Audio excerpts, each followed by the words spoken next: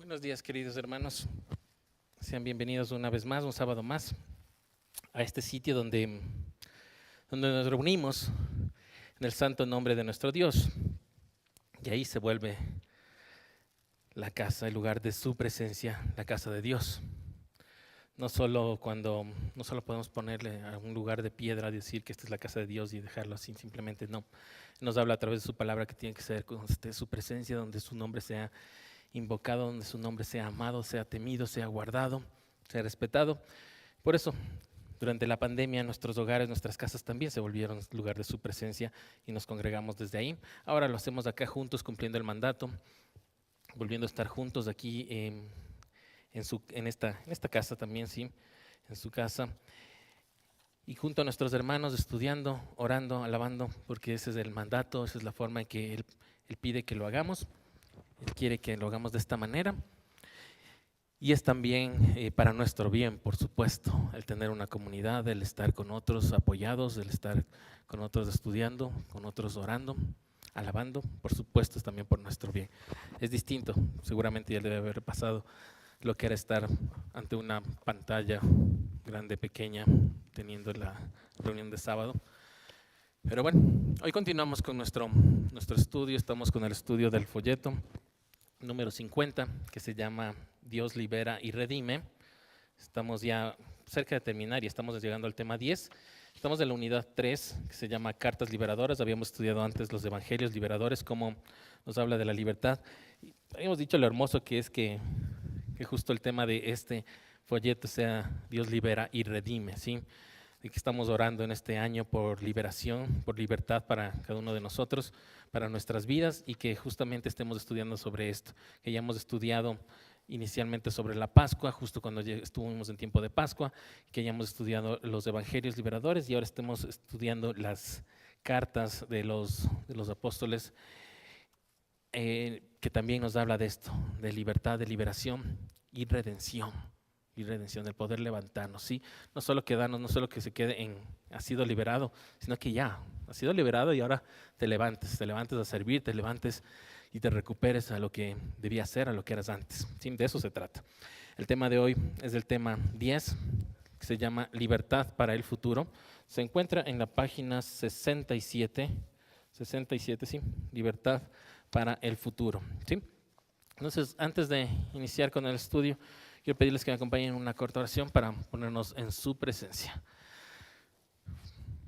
Dios Todopoderoso, Señor de señores, Rey de reyes, Rey del universo, Dios Todopoderoso, Dios infinito, grande y sublime, eterno, Dios altísimo, Padre de las luces, Padre nuestro. Hoy nos dirigimos a ti, Señor, agradecidos por este momento, agradecidos por que nos has permitido llegar aquí con bien, Señor, porque podemos congregarnos, porque vivimos en una nación, en un país donde aún podemos reunirnos de esta manera, con libertad, Señor. Y hoy que estamos estudiando sobre la libertad, Señor, estamos tan agradecidos de esto, tan agradecidos de esta posibilidad de reunirnos, de congregarnos, que no muchos tienen, no muchos países lo tienen, Señor. Son pocos de la realidad los que pueden reunirse de esta manera para estudiar tu palabra, bendito Dios. Estamos tan agradecidos por eso, Señor. Permítenos apreciar eso, permítenos sentir eso cada día que podamos acercarnos a tu casa a estudiarla juntos, bendito Dios. Te rogamos por nuestros hermanos alrededor del mundo que no pueden reunirse de esta manera, que seguramente están reunidos en este momento, pero escondidas, Señor, o bajo tierra, en lugares donde no se sepa que están reunidos para estudiar tu palabra. Queremos rogarte por ellos, Señor, por todos aquellos hermanos misioneros alrededor del mundo, Señor, que están haciendo el servicio que no muchos de nosotros nos atrevemos a hacer, Señor. Te queremos rogar por todos ellos y bendecir sus vidas, bendecir su caminar, bendecir su trabajo, su esfuerzo, Señor, su servicio. Dios bueno, queremos pedirte que en esta mañana tú llenes de tu Espíritu Santo este lugar, este sitio, Señor. Que tu Espíritu Santo esté desbordándose, Señor, y llenando a cada persona que entre a este lugar, que entre a esta casa.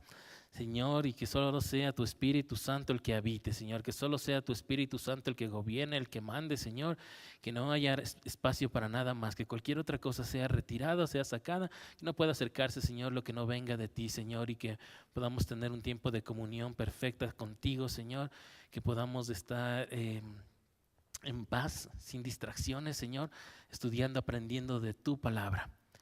Llena este sitio de tu Espíritu Santo, llénanos a nosotros para tener ese entendimiento. Pon tus santos ángeles alrededor de este terreno, Señor, para que estemos protegidos también, Padre bueno. Cuídanos, cúbrenos, Señor. Cubre a nuestros seres queridos también, los que no están presentes aquí con nosotros, Señor. Te las conviene en donde quiera que se encuentren en este momento. Llénanos a través de tu palabra en esta mañana. Te lo pedimos en el nombre de nuestro Señor Jesucristo. Amén. Amén. Vamos entonces en el orden de nuestras Biblias. Vamos a estudiar primero el día lunes, lo que nos tocaba el día lunes. El día lunes nos tocaba Ezequiel capítulo 36, versículos 25 al 30. Este es otro de los libros que les dijimos que están como puestos en otro lado, por el lugar del sitio donde están, porque se les puso a los principales profetas antes. Están antes en otro lugar, luego vienen los otros, por eso no es como cronológico exacto, pero sabemos más o menos de qué se trata esta historia. Vamos a leer la versión NBI que tienen ustedes en sus pantallas. Ezequiel 36, 25 al 30. Los rociaré con agua pura y quedarán purificados. Los limpiaré de todas sus impurezas e idolatrías. Les daré un nuevo corazón y les infundiré un espíritu nuevo. Les quitaré ese corazón de piedra que ahora tienen y les pondré un corazón de carne. Infundiré mi espíritu en ustedes y haré que sigan mis preceptos y obedezcan mis leyes. Vivirán en la tierra que les di a sus antepasados y ustedes serán mi pueblo y yo seré su Dios. Los libraré de todas sus impurezas, haré que tengan trigo en abundancia y no permitiré que sufran hambre. Multiplicaré el fruto de los árboles y las cosechas del campo, para que no sufran más entre las naciones el oprobio de pasar hambre. Amén. El libro de Ezequiel, como decíamos, es un libro que nos habla bastante sobre profecía, pero no únicamente sobre profecía, ¿sí? Ezequiel vivió en el tiempo del exilio a Babilonia, cuando el pueblo del Señor fue enviado cautivo a Babilonia, como esclavo a Babilonia. De hecho, en el capítulo 33 de Ezequiel, él cuenta cómo estando allá cautivo en Babilonia, llegan las noticias de ya se destruyó todo, ya no quedó piedra sobre piedra del templo. Les llegó, y dice ahí, en el año 12 de estar aquí cautivos, llegaron las noticias de que el templo fue destruido completamente. Habían salido ya 12 años antes, pero el templo todavía no estaba destruido completamente, pero ahí Ezequiel cuenta que ya sucedió. Entonces, Ezequiel vivió esto, estuvo atravesando todo este proceso, todo este tiempo de vivir el cautiverio, ¿sí? Y Dios le usó como su siervo, como profeta. En los primeros capítulos de Ezequiel nos habla claramente de los capítulo 1 al 3 hasta el 4, de cómo él fue llamado, de cómo Dios lo tomó, de cómo Dios le preparó, de cómo él pensaba que no podía por su juventud y todo eso, y Dios le levantó. Habíamos ya estudiado esto también en uno de los folletos que nos tocó hablar sobre profetas.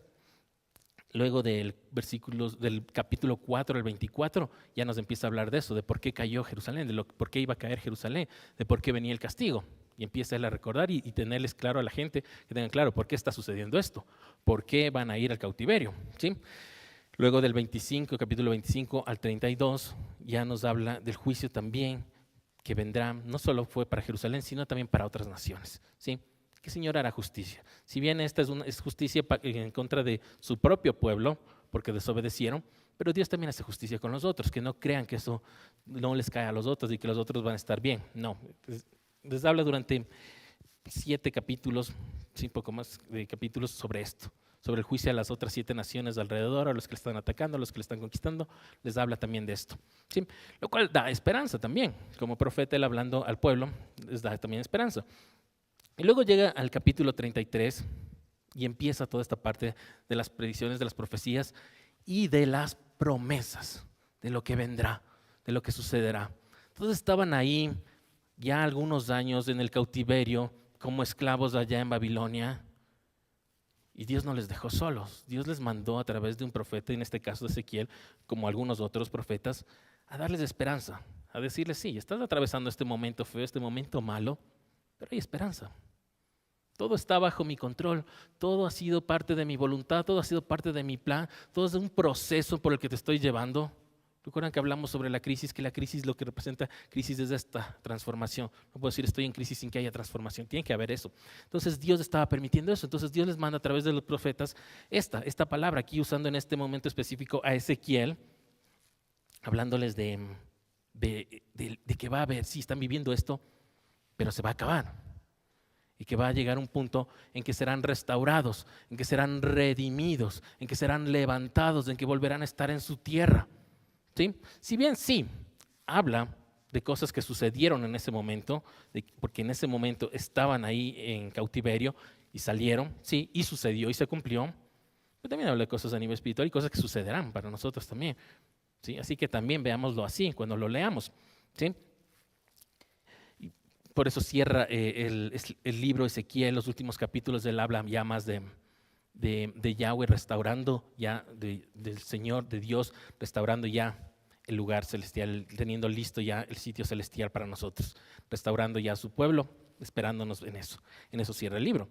Es un libro hermoso, si usted se pone a leerlo todo así, ver todo este proceso, como les digo, ver cómo fue levantado, cómo fue preparado, ¿sí? Lo que les advirtió al pueblo, ¿sí? A Jerusalén, lo que les advirtió para las otras naciones, luego las promesas, las profecías del ser levantados y luego esta gran promesa de vida eterna con el Señor que llega al final.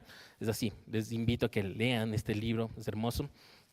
Pero bueno, vamos a estudiar justo lo que nos atañe en este momento, que nos han puesto en el folleto, que es desde el versículo 25 hasta el 30, ¿sí? Solo quiero que revisemos en el 22 antes, dice que no lo hago por ustedes, sino por mi santo nombre. ¿Sí? Mire, solo por si acaso aquí Dios le dice a Ezequiel que esto que está sucediendo, Él no lo hace por ellos, porque han sido buenos, por sus méritos, porque ya cumplieron su castigo, ya cumplieron su tiempo. Les deja claro que les va a restaurar, pero por su santo nombre, por honor a su nombre, porque Él es así, porque Él es justo, porque Él es fiel, porque Él cumple sus promesas. Les deja claro esto, ¿sí? Hablando de restauración y de salvación. No lo hago por ustedes, sino por mi santo nombre, les deja claro. Luego en el 24 dice, los traeré de todas las naciones, los traeré de todas las naciones y los traeré a su país. Y es de eso de lo que estamos hablando, ¿sí? Y os tomaré de las naciones, dice el 24, que no está ahí en pantalla, y os recogeré de todas las tierras y os traeré a vuestro país, a vuestra tierra en este momento, ¿sí? Y ahí empieza el 25. Entonces ese es más o menos el contexto de lo que estaba hablando aquí Ezequiel. ¿Y por qué llegamos a esto? Porque empezamos con los rociaré. ¿Y de qué está hablando? Está hablando de esto, ¿sí? Están viviendo esto, están viviendo en cautiverio, pero va a llegar un día en que les va a recoger, nos va a recoger de todas las naciones por amor a su nombre, no por nuestros méritos, no por lo que nosotros hacemos, ¿sí? A causa de mi santo nombre, dice el versículo 22, si tiene ahí su Biblia, también subrayla, porque no está aquí puesto, pero también es parte importante el 22, el 24, que dice que les traerá y te les traerá a su país, ¿sí? ¿Y qué es lo necesario para esto?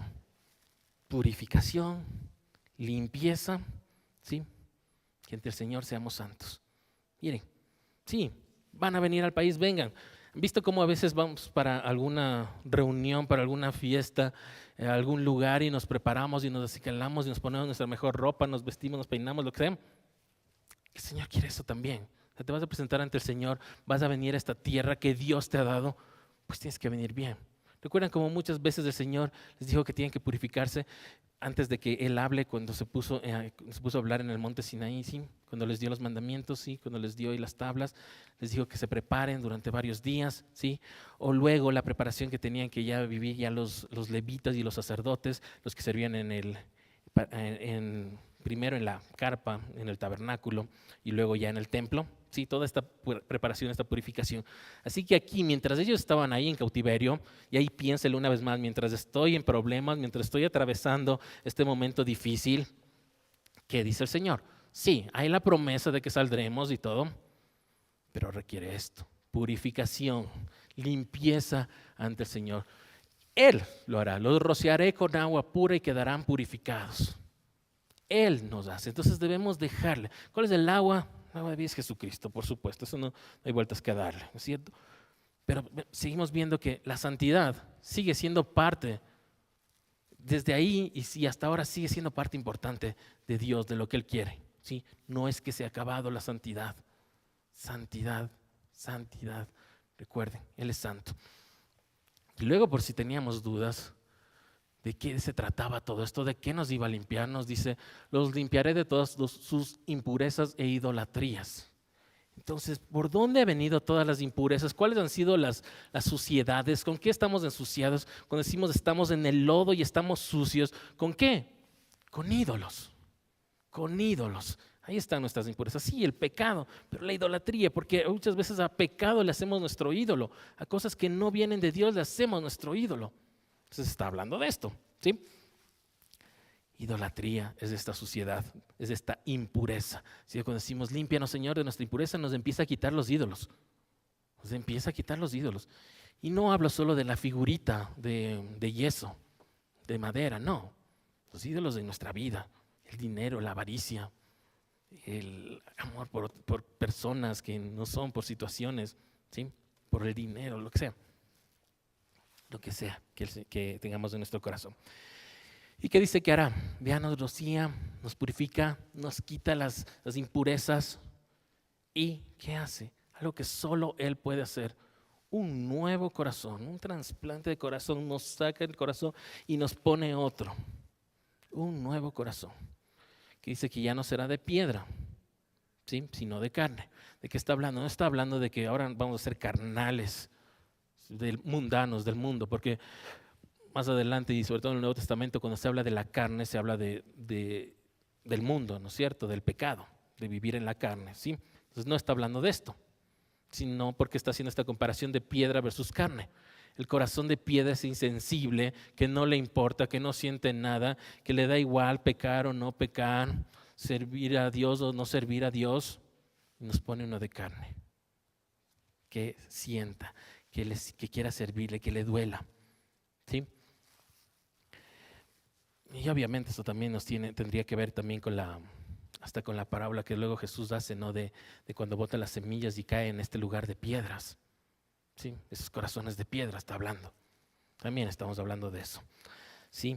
Dará un nuevo corazón. Miren, esto es algo espectacular. Cuando habla de corazón, sí, nuestro corazón, ya entendámoslo como es, ¿no es cierto?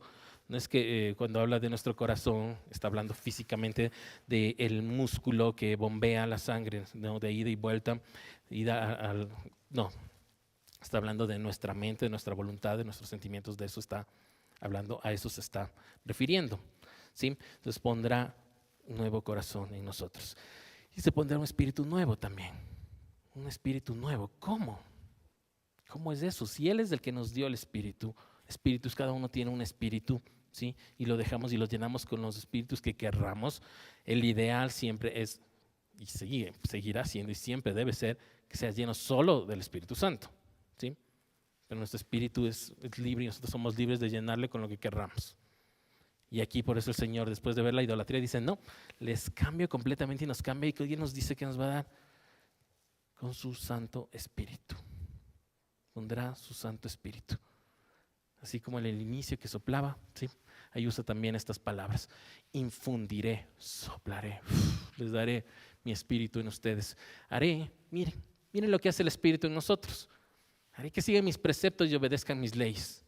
Y ahí podemos comprender, entonces ¿por qué no obedezco la ley de Dios? ¿Por qué no quiero obedecer sus preceptos? ¿Qué está faltando? Espíritu Santo. Espíritu Santo en mí, ¿sí? Él hace eso, ¿sí? Y Él hace eso, nos da un espíritu. Y aquí, y la palabra que usa, en espíritu nuevo, en nuevo corazón. Es esta palabra que les mencionaba en el Nuevo Testamento, que no es nuevo de cero, sino renovar, restaurar, reparar, ¿sí?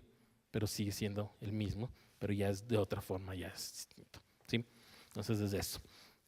Luego ya habla, dice el 28, el 27, cómo lo hará con su Santo Espíritu dentro de nosotros, ¿sí? El 28, que nos volveremos a la tierra de nuestros antepasados, y vuelve a dar años, siglos después, porque se acuerdan que en Génesis les decía esto a los primeros patriarcas: ustedes serán mi pueblo y yo seré su Dios. Vuelve a decirles esto. Miren, qué hermoso. El Señor sigue diciendo esto, ¿sí? Luego, en el 29, nos vuelve a decir que Él nos librará de las impurezas. Él nos librará, así que usted deje que lo haga, ¿sí? Pero es que yo soy el que estoy peleando contra esto, contra esta cosa que tengo en mí, este pecado, y yo voy a seguir peleando. Ese es el problema. Por eso no puede, porque es usted. Tiene que dejar que Dios le libre, ¿sí? Haré que tengan trigo, y aquí ya empieza a hablar del amor de Dios, de la prosperidad que Él puede brindar. Ya cuando somos de Él, estamos con Él. Haré que tengan trigo en abundancia, no permitiré que sufran hambre, multiplicaré el fruto de los árboles, las cosechas del campo, para que no sufran más entre las naciones del oprobio de pasar hambre, para que no pasen vergüenza otra vez. Pero hay un requisito que acabamos de leer, ¿no es cierto? Acabamos de ver, así que no se salte esa parte y no se agarre solo de esto. Multiplicaré el fruto de los árboles y yo me quedo ahí perfecto. Sí, esa es promesa de Dios y me agarro de esa promesa. Sí. Pero hay un montón de versículos antes de lo que nos dice lo que debemos hacer y dejarnos hacer, ¿sí? Así que atentos siempre a eso. Vamos al siguiente día, viernes. Nos tocaba leer Juan, estamos en el orden de nuestras Biblias. Juan, el Evangelio de Juan, el capítulo 20, ya en el Nuevo Testamento. Vamos a revisar desde el versículo 19 hasta el 23. Dice: al atardecer de aquel primer día de la semana, estando reunidos los discípulos a puerta cerrada por temor a los judíos, entró Jesús y poniéndose en medio de ellos, los saludó. La paz sea con ustedes. Dicho esto, les mostró las manos y el costado. Al ver al Señor, los discípulos se alegraron. La paz sea con ustedes, repitió Jesús. Como el Padre me envió a mí, así yo los envío a ustedes. Acto seguido, sopló sobre ellos y les dijo: reciban el Espíritu Santo. A quienes les perdonen sus pecados les serán perdonados, a quienes no se los perdonen, no les serán perdonados. Amén. Esto es justo después de la resurrección, ¿sí? En la versión del Evangelio de Juan. Después de que Jesús lo primero que hizo fue hablar con mujeres, ¿sí? Poniendo en el lugar a las mujeres, dándoles la importancia a mujeres, ¿sí? Que en esa sociedad, en ese tiempo, era algo que no existía, ¿sí? No estaba bien visto, pero él primero habló con mujeres y luego pasa esto. Luego dice que llegando al atardecer del primer día de la semana, es decir, ya el domingo de noche, ¿sí? En la noche, ya cuando está siendo ya acabándose el primer día. Dice que los discípulos estaban reunidos porque estaban siendo perseguidos. Los judíos les perseguían a ellos también, ¿sí? ¿Se acuerdan que les estaban buscando? Que ahí fue lo que Pedro le negó, los demás se escondieron durante la crucifixión, no pudieron estar ahí, no pudieron estar cerca, estaban escondidos. Todo esto sucedió, ellos seguían escondidos, ¿sí?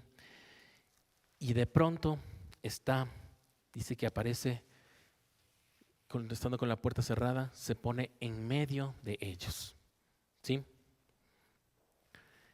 Y aquí esto tiene más que un significado que el literal, ¿no? Que están sentados aquí y de pronto se cruza por ahí.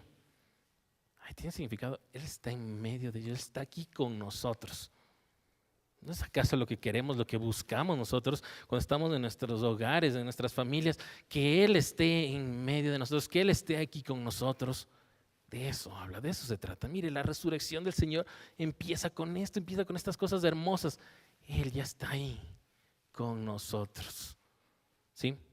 Sí, no dice en nosotros, de eso viene luego y lo hace, y de eso se trata. Y más adelante nos habla y nos deja mucho más claro que tenemos que tenerlo dentro de nosotros con forma de su Espíritu Santo. Pero alrededor de nosotros, con nosotros, en nuestra casa, en ellos en ese momento, en su hogar, en esa casa donde estaban encerrados, donde estaban escondidos. Sí. Espero que así haya sido para todos en el momento en que estuvimos en pandemia y tuvimos que estar ahí encerrados, que haya estado Jesucristo ahí también, en medio. Hermoso. Dios ahí con ellos, Dios con nosotros, Emmanuel con nosotros. ¿Sí? Y empieza diciéndoles que les brinda paz. Paz.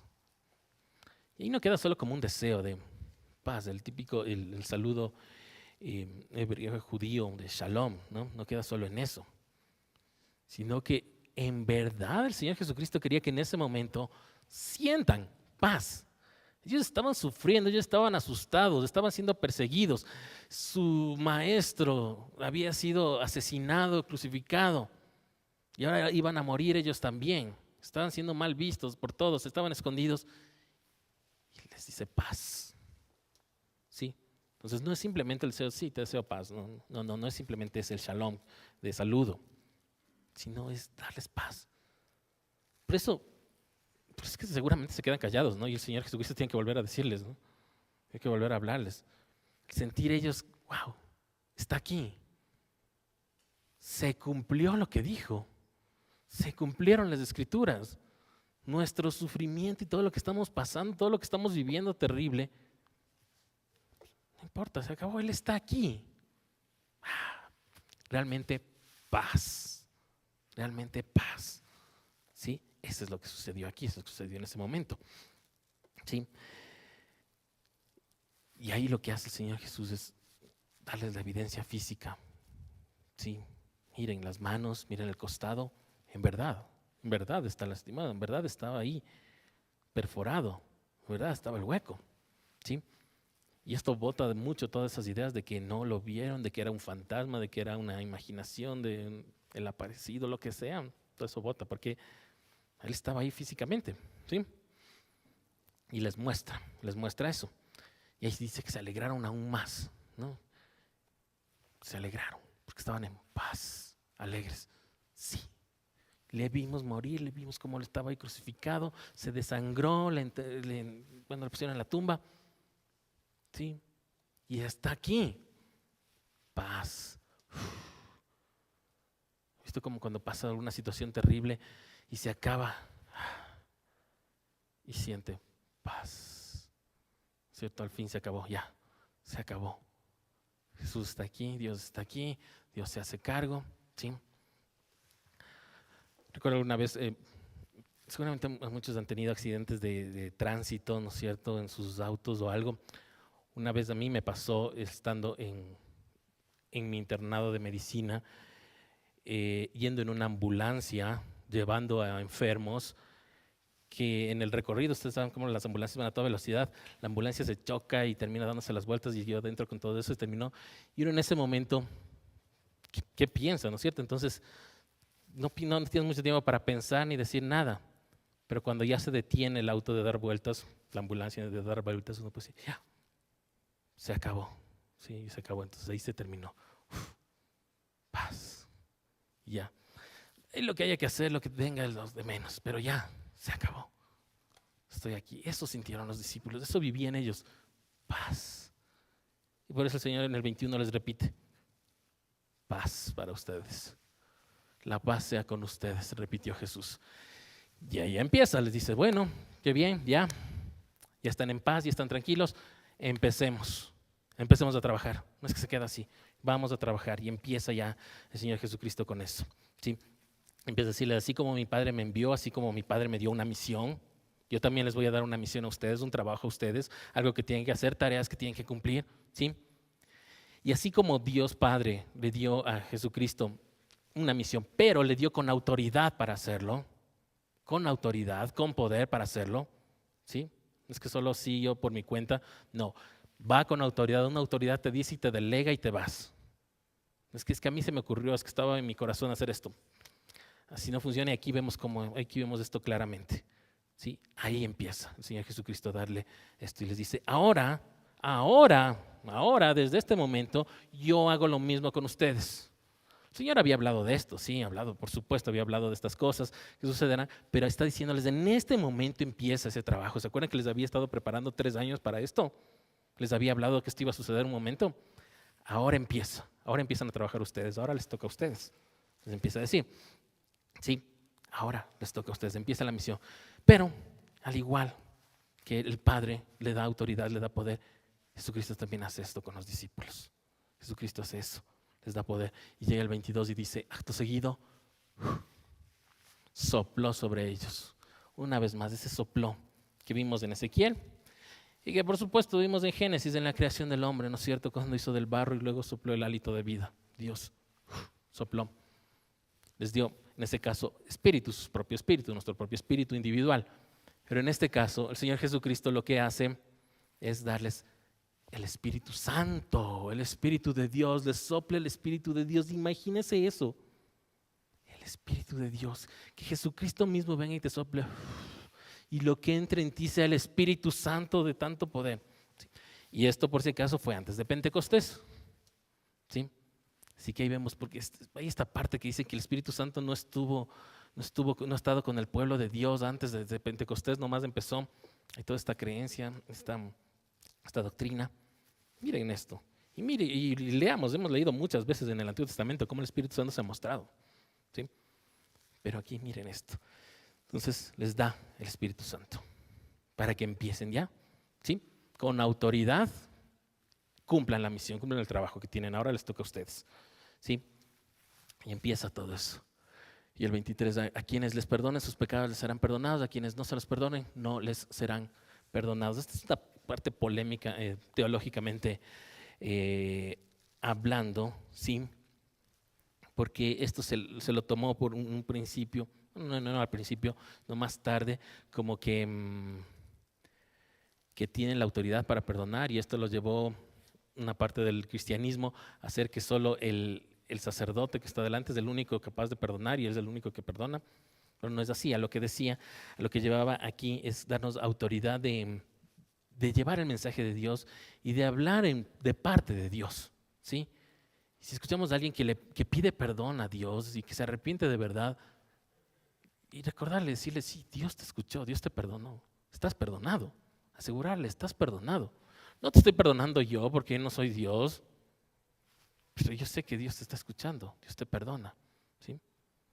Entonces sí, los que le perdonan a los que les escuchen, sí, y también como nuestra parte, ¿no? El perdonar, de que nosotros perdonamos a quienes nos han ofendido, ¿sí? A quienes nos han ofendido, para que Dios también nos perdone nuestras ofensas.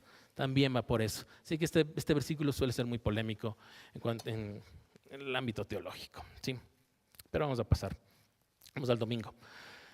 Romanos, que es la parte central de este estudio. Vamos a ver si alcanzamos algo. Romanos 6, del 15 al 23. Entonces, ¿qué?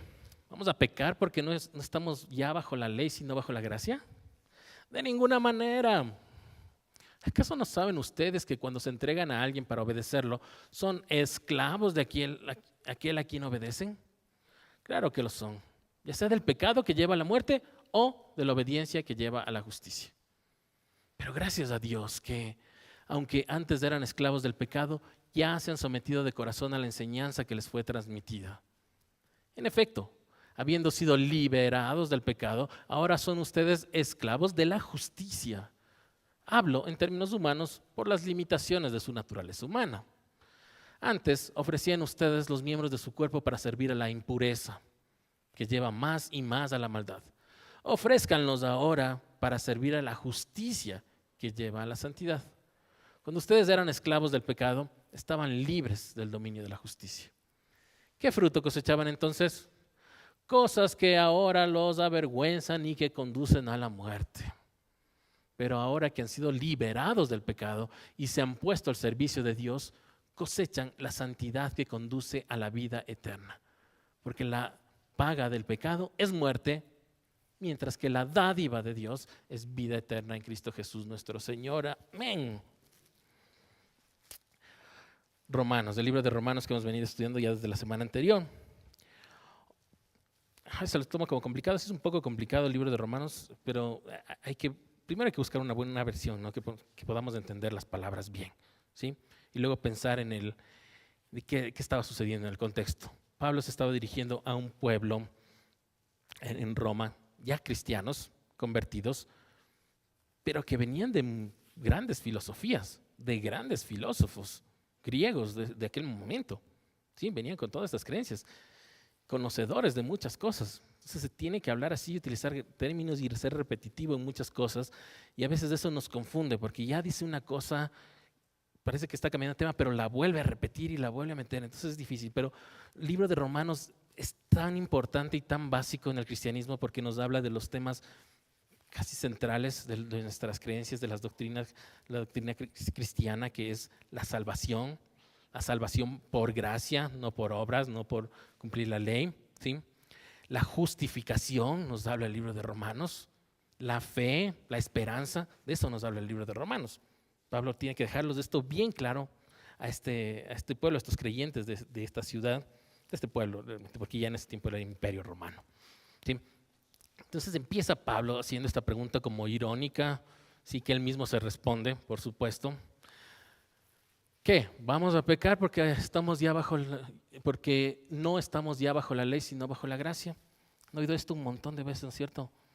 Es que yo ya no vivo bajo la ley, sino bajo la gracia. Ok. Pero ¿qué dice Pablo? ¿Qué dice la Biblia? ¿Qué dice Dios? ¿Qué dijo Dios a través de Pablo y que nos dejó por escrito en la Biblia que tenemos ahora como verdad? Que porque ya no estamos bajo la ley, sino bajo la gracia, podemos pecar libremente. De ninguna manera, no, no rotundo.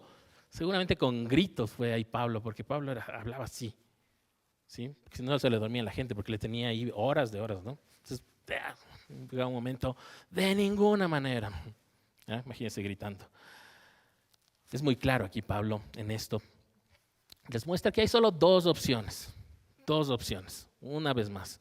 Pablo lo hace, otros evangelistas lo hicieron, otros evangelios lo hicieron, otros apóstoles de las otras cartas también lo hacen, nos dejan clarísimo, solo hay dos opciones, no hay más, no hay intermedias, no hay tibieza.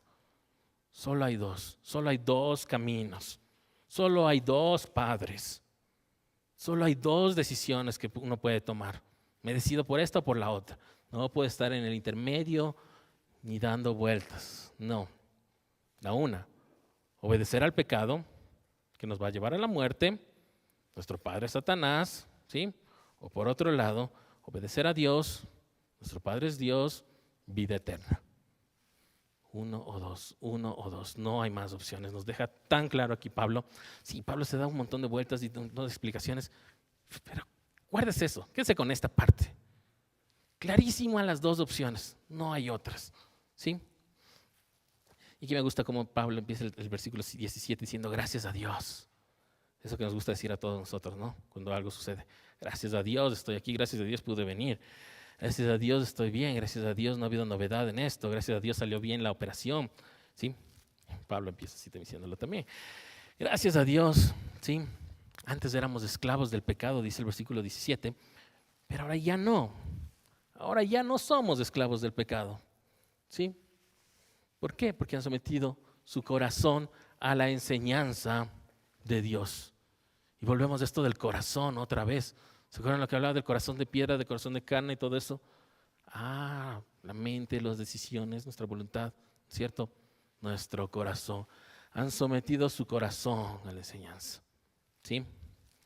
Ya empieza a hablar de esto. Luego ya en el 18 dice que por Jesucristo, nos recuerda que por Jesucristo hemos sido liberados de ese pecado, ¿sí? Y ahora más bien somos siervos o esclavos de la justicia. ¿De cuál justicia? De la justicia de Dios, no hay otra, de la palabra de Dios, la que está en la Biblia, ¿sí? De eso somos ahora esclavos.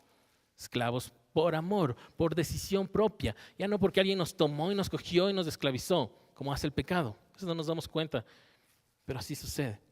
Ahora por voluntad propia nos rendimos y sí, yo quiero ser esclavo de Dios y servirle. Sí, quiero ser siervo de Dios. ¿Sí? Aquí las versiones usan esta palabra indistintamente. Algunas dicen esclavo, otras dicen siervo. ¿Sí? Y habla de esto.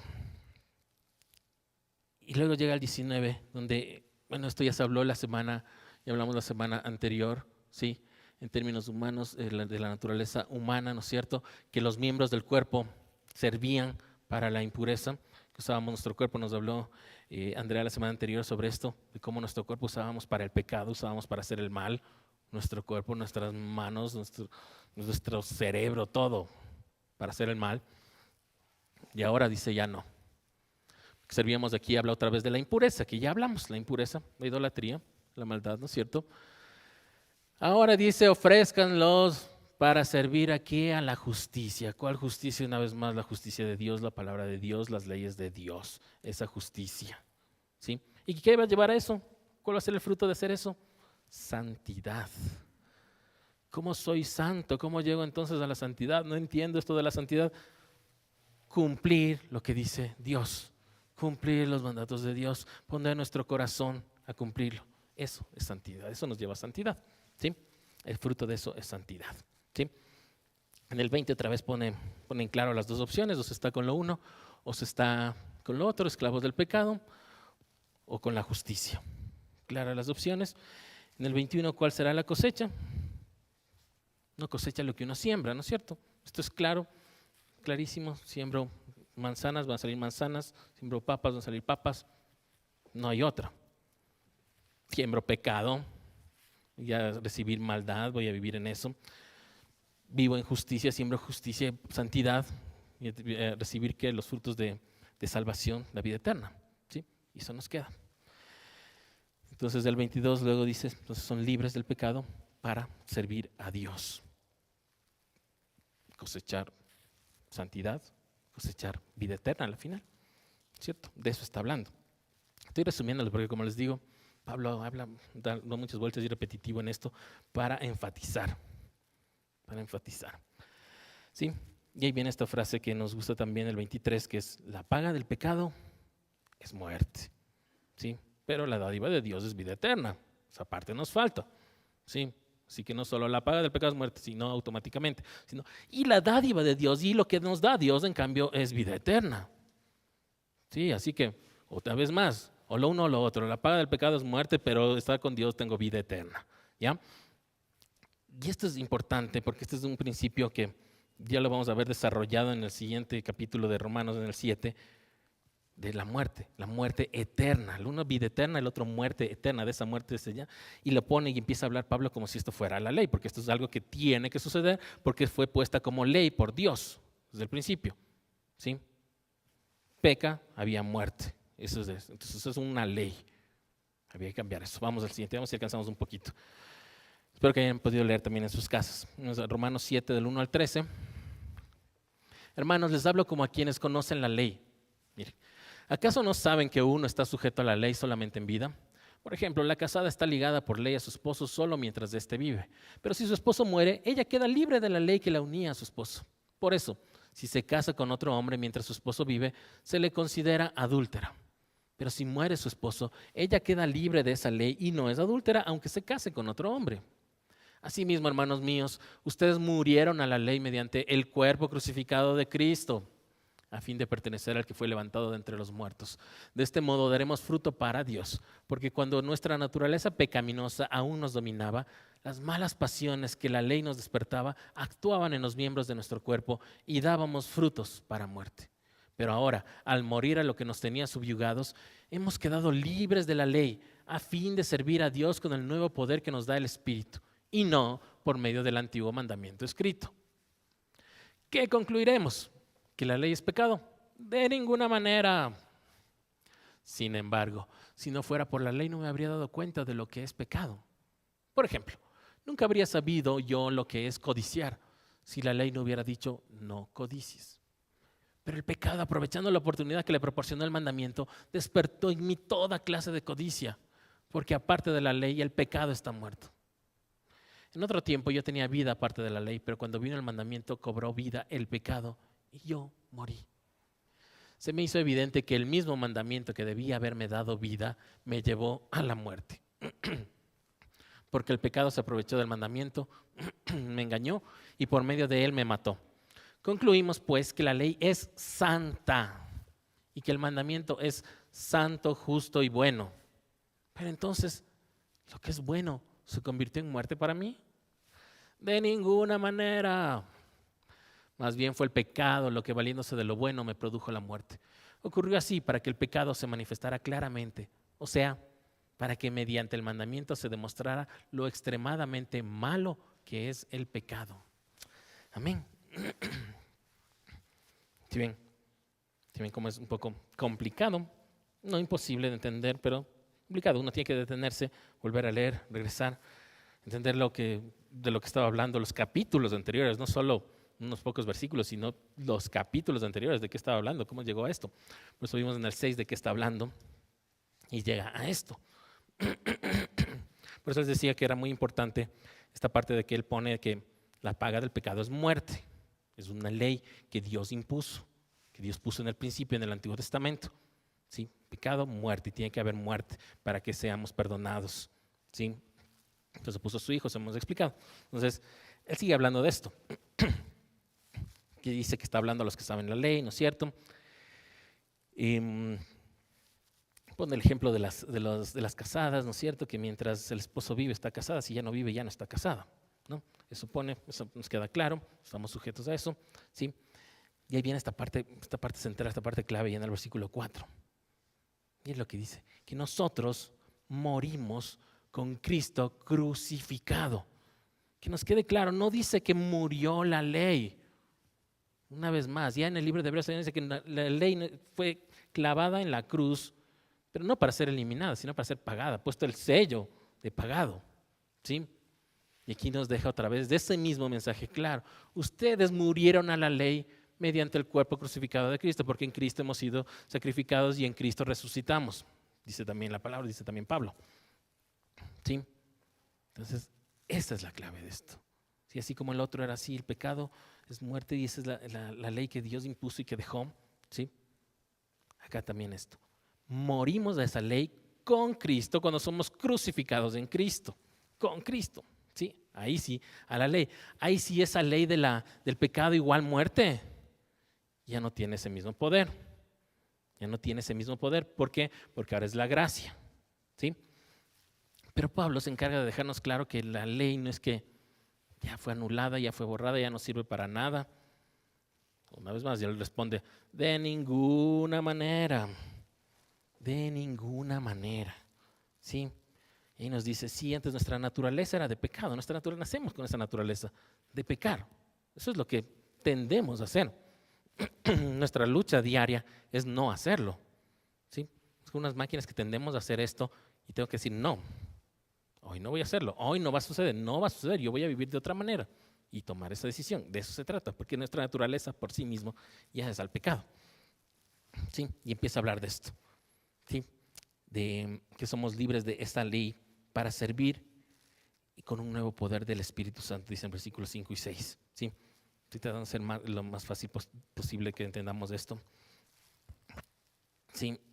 Lo que muere no es la ley, es el poder de la ley sobre nosotros. No es que por la ley vamos a tener vida eterna, buscamos la vida eterna. No, ahora es por gracia. Por supuesto que estamos de acuerdo con eso, que creemos en eso. ¿Sí? Pero Pablo lo deja claro.